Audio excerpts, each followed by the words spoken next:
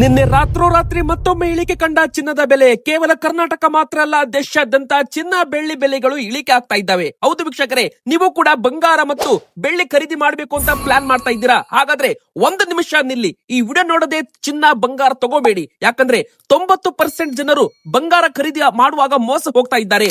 ಹೌದು ವೀಕ್ಷಕರೇ, ಬಂಗಾರ ಮತ್ತು ಬೆಳ್ಳಿ ಬೆಲೆ ಒಂದು ಕಡೆಗೆ ಇಳಿಕೆ ಆಗ್ತಾ ಇದೆ ಅಂತ ಜನರು ಮುಗಿಬಿದ್ದು ಖರೀದಿ ಕೂಡ ಮಾಡ್ತಾ ಇದ್ದಾರೆ. ಆದ್ರೆ ಸದ್ದಿಲ್ಲದೆ ಬಂಗಾರ ಮತ್ತು ಬೆಳ್ಳಿ ಬೆಲೆ ಈಗ ಹಾವು ಏಣಿ ಆಟ ಕೂಡ ಆಡ್ತಾ ಇದೆ. ವೀಕ್ಷಕರೇ, ಈ ವಿಡಿಯೋದಲ್ಲಿ ನಾವು ನಿಮಗೆ ಕೇವಲ ಬಂಗಾರ ಮತ್ತು ಬೆಳ್ಳಿ ಬೆಲೆ ಮಾತ್ರ ಹೇಳಲ್ಲ, ಬಂಗಾರದ ಬಗ್ಗೆ ಎಲ್ಲಾ ಡೀಟೇಲ್ ಆಗಿ ಮಾಹಿತಿ ಕೊಡ್ತಾ ಇದ್ದೇವೆ. ಮತ್ತು ಕೇಂದ್ರ ಸರ್ಕಾರದ ನಿಯಮದ ಪ್ರಕಾರ ಮತ್ತೆ ನೀವು ಬಂಗಾರ ಖರೀದಿ ಮಾಡುವಾಗ ಹೇಗೆ ಮೋಸ ಹೋಗಬಹುದು, ನಿಮ್ಮ ಹಣ, ನಿಮ್ಮ ಜೇಬಿನಲ್ಲಿರೋ ಹಣ ಹೇಗೆ ಉಳಿತಾಯ ಮಾಡಬೇಕು, ಬಂಗಾರ ಖರೀದಿ ಮಾಡುವಾಗ ಯಾವ ತಪ್ಪು ಮಾಡಬಾರದು, ಇನ್ಕಮ್ ಟ್ಯಾಕ್ಸ್ ನಿಯಮದ ಪ್ರಕಾರ ನಿಮ್ಮ ಹತ್ತಿರ ಹಳೆ ಬಂಗಾರ ಇದ್ರೆ ಅದನ್ನ ಹೇಗೆ ನೀವು ಒರಿಜಿನಲ್ ಅಂತ ತೋರಿಸಬಹುದು, ಎಲ್ಲಾ ಕೂಡ ಡೀಟೇಲ್ ಆಗಿ ಈ ವಿಡಿಯೋದಲ್ಲಿ ಮಾಹಿತಿ ಕೊಡಲಿದ್ದೇನೆ. ಅಂದ್ರೆ ನಿಮ್ಮ ಹತ್ತಿರ ಮನೆಯಲ್ಲಿ ಬಂಗಾರ ಬೆಳ್ಳಿ ಇದ್ರೆ ಈ ವಿಡಿಯೋನ ಕೊನೆ ತನಕ ಪೂರ್ತಿಯಾಗಿ ನೋಡಿ ವೀಕ್ಷಕರೇ. ಇನ್ನು ಈ ವಿಡಿಯೋ ಶುರು ಮಾಡೋಕ್ಕಿಂತ ಮುಂಚೆ ತುಂಬಾ ಜನ ವಿಡಿಯೋಗೆ ಲೈಕ್ ಮಾಡ್ತಾ ಇದ್ದೀರಾ, ಕಮೆಂಟ್ ಮಾಡ್ತಾ ಇದ್ದೀರಾ, ನಿಮಗೆಲ್ಲರಿಗೂ ಕೂಡ ಹೃದಯಪೂರ್ವಕ ಧನ್ಯವಾದಗಳು ಅಂತ ಹೇಳ್ತಾ ವಿಡಿಯೋನ ಶುರು ಮಾಡ್ತಾ ಇದ್ದೇನೆ. ವೀಕ್ಷಕರೇ, ಮೊದಲಿಗೆ ನಿಮಗೂ ಕೂಡ ಬಂಗಾರ ಮತ್ತು ಬೆಳ್ಳಿ 1 ಲಕ್ಷ ರೂಪಾಯಿ ಒಳಗಡೆ ಬರಬೇಕು ಅಂತ ಆಸೆ ಇದ್ರೆ ದಯವಿಟ್ಟು ವಿಡಿಯೋಗೆ ಲೈಕ್ ಮಾಡೋದ್ರ ಮೂಲಕ ಈ ವಿಡಿಯೋಗೆ ನೀವು ಪ್ರೋತ್ಸಾಹ ಕೊಡಬಹುದು. ವೀಕ್ಷಕರೇ,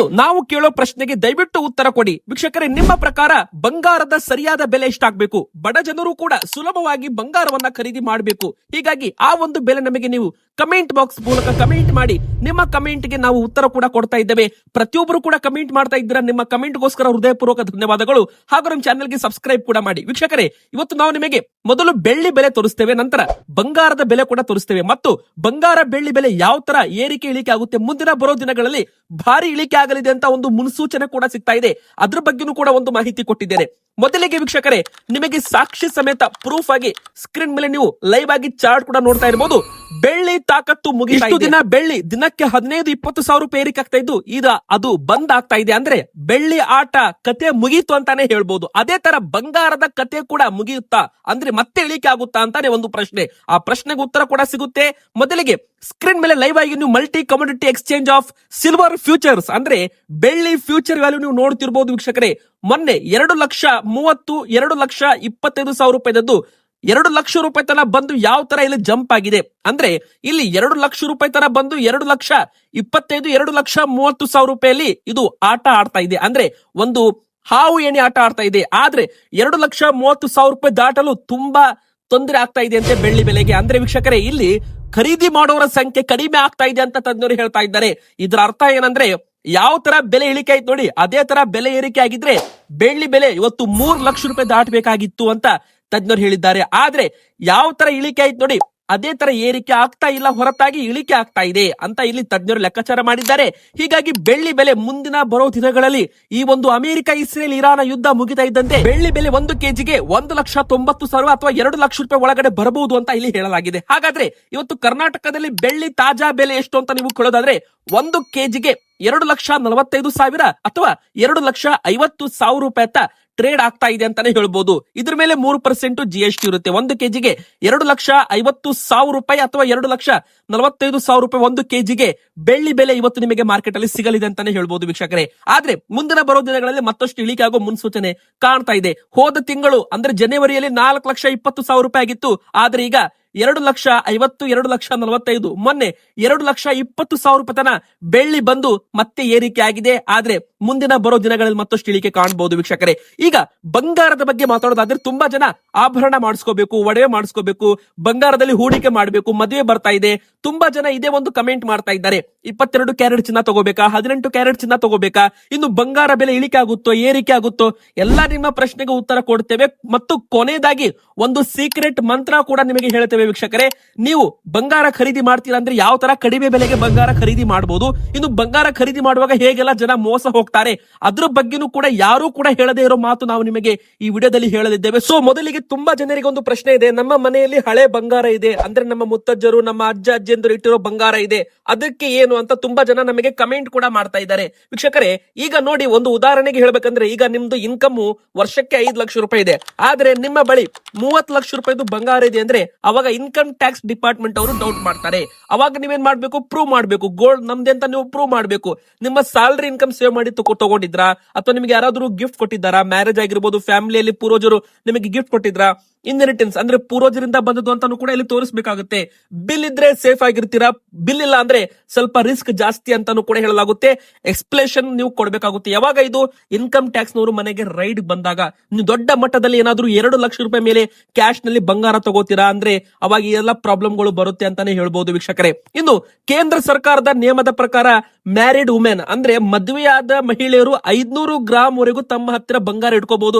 ಯಾರು ಕೂಡ ಅದಕ್ಕೆ ಬಿಲ್ ಕೇಳಲ್ಲ. 500 ಗ್ರಾಮ್ ಮೇಲೆ ನಿಮ್ಮ ಹತ್ರ ಬಂಗಾರ ಇದೆ ಅಂದ್ರೆ ಅವಾಗ ಮಾತ್ರ ಅದಕ್ಕೆ ಬಿಲ್ ಕೇಳ್ತಾರೆ.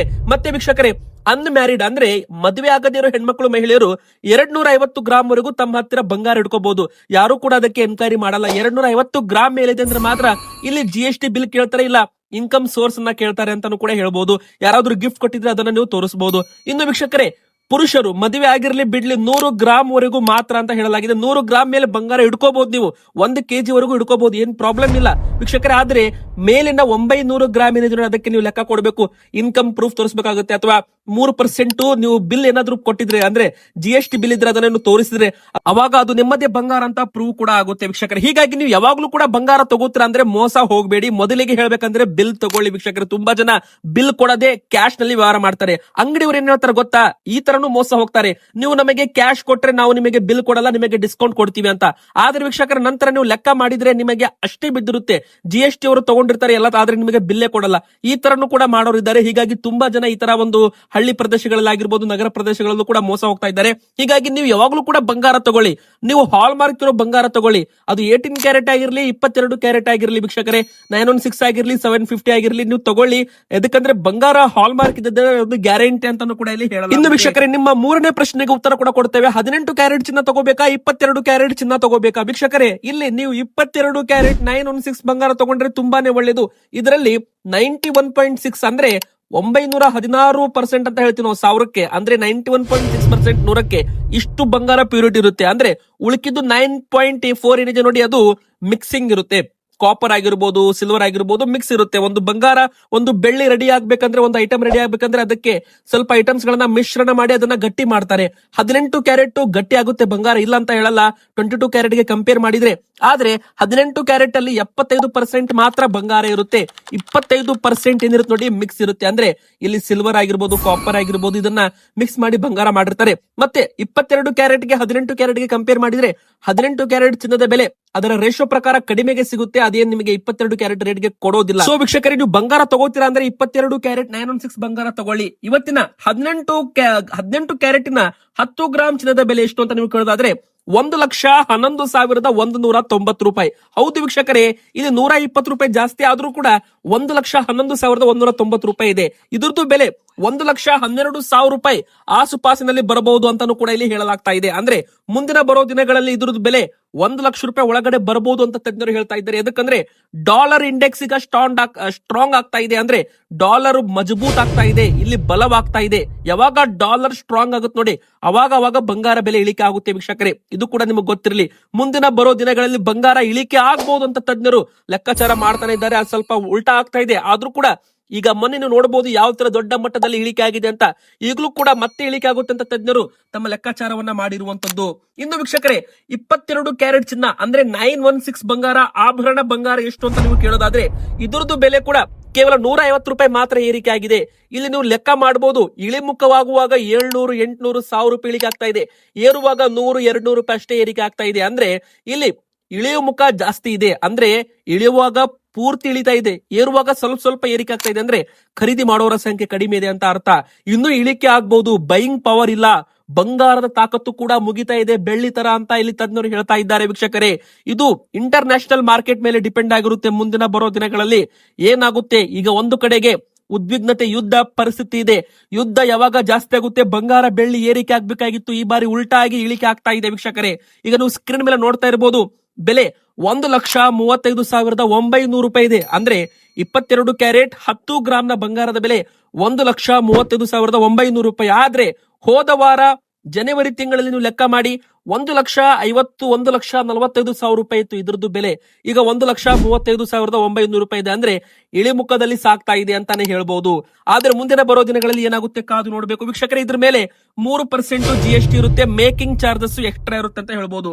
ಇದು ತುಂಬಾ ಜನ ಮೇಕಿಂಗ್ ಚಾರ್ಜಸ್ ಅಲ್ಲಿ ಮೋಸ ಕೂಡ ಹೋಗ್ತಾರೆ. ಹೌದು, ಬಂಗಾರ ಖರೀದಿ ಮಾಡುವಾಗ ತುಂಬಾ ಜನ 22 ಕ್ಯಾರೆಟ್ ಓಕೆ 916 BIS ಹಾಲ್ಮಾರ್ಕ್ ಬಂಗಾರ ತಗೋತೀರಾ, ಆದ್ರೆ ಇದ್ರದ್ದು ಬೆಲೆ ಏನಾಗುತ್ತೆ ನೋಡಿ, ಮೇಕಿಂಗ್ ಚಾರ್ಜಸ್ ಜಾಸ್ತಿ ಆಗುತ್ತೆ.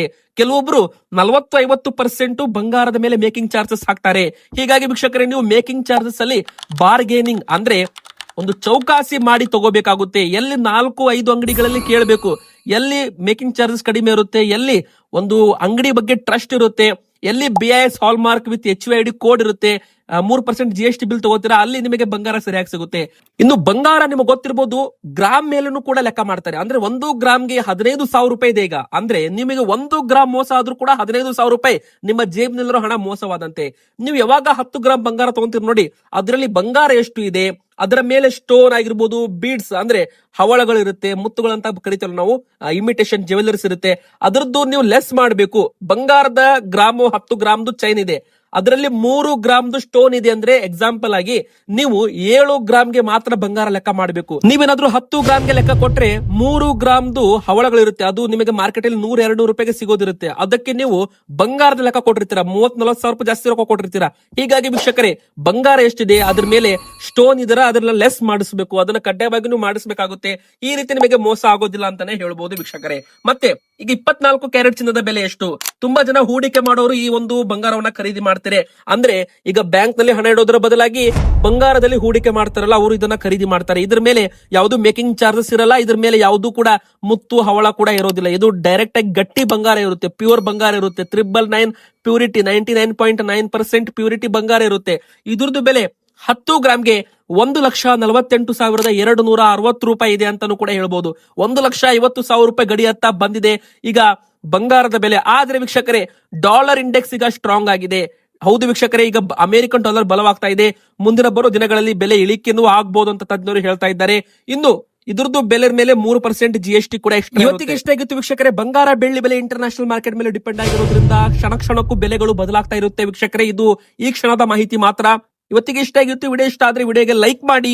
ಬಂಗಾರ ಇನ್ನೂ ಕಡಿಮೆ ಆಗ್ಬೇಕು ಅಂತ ಅನಿಸ್ತಾ ಇದ್ರೆ ವಿಡಿಯೋಗೆ ಬೇಗ ಲೈಕ್ ಮಾಡಿ ಸಪೋರ್ಟ್ ಮಾಡಿ. ಹಾಗೆ ಕಮೆಂಟ್ ಬಾಕ್ಸ್ ಅಲ್ಲಿ ನಿಮ್ಮ ಪ್ರಕಾರ 10 ಗ್ರಾಮ್ ಬಂಗಾರದ ಬೆಲೆ ಎಷ್ಟಾಗಬೇಕು ಅಂತ ದಯವಿಟ್ಟು ಕಮೆಂಟ್ ಮಾಡಿ. ನಿಮ್ಮ ಕಮೆಂಟ್ಗೆ ನಾವು ಉತ್ತರ ಕೂಡ ಕೊಡಲಿದ್ದೇವೆ. ಚಾನಲ್ಗೆ ದಯವಿಟ್ಟು ಸಬ್ಸ್ಕ್ರೈಬ್ ಆಗಿ.